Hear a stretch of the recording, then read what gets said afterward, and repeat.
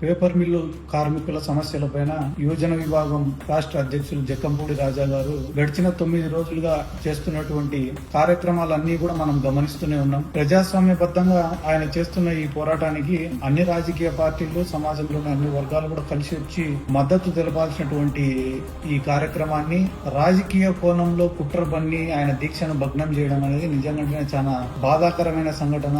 ఎందుకంటే గాన ఒక మాజీ శాసనసభ్యుడు కార్మికుల సమస్యల పరిష్కారం కోసం యాజమాన్యం యొక్క బూట్లు తుడవడానికైనా కూడా నేను సిద్ధం, కానీ సత్వరమే కార్మికుల యొక్క సమస్యను పరిష్కరించండి, కేవలం కార్మికుల సమస్య కోసమే నేను ఈ దీక్ష చేస్తున్నా. చర్చలతో పరిష్కారం అయ్యేటటువంటి ఈ సమస్యను కూడా ఏదో తీవ్రవాదుల్ని అరెస్టు చేసినట్ల 150 మంది పోలీసులు తెల్లవారుజామున 3 గంటలకు వచ్చి జక్కంపూడి రాజా గారిని హౌస్ అరెస్టు చేసి నిజంగానే చాలా బాధాకరమైన సంఘటన. ప్రజాస్వామ్యంలో ప్రజల తరపున పోరాడడానికి ప్రతిపక్షాలు గాని, రాజకీయ పార్టీలు గాని, ప్రజా సంఘాలు గాని ఉండేది. పోరాడే ప్రతి ఒక్కరి గొంతు నొక్కడమే ఈ ప్రభుత్వం యొక్క పనిగా ఈ రోజు కనిపిస్తా ఉంది.